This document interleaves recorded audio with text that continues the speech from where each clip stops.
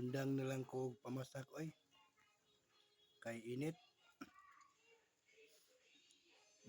Dako usab gasto lagi mamasak ta. Problema kado. Alang uban da na Milo na kontra humay naman jud. Adya inig tingani. Paliton rag barato.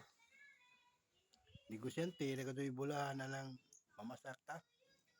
Sa di man pod kalikayan lagi nga og mamasak ta tingani. Baligya mo jud ta aron makabawi ta sa atong gasto.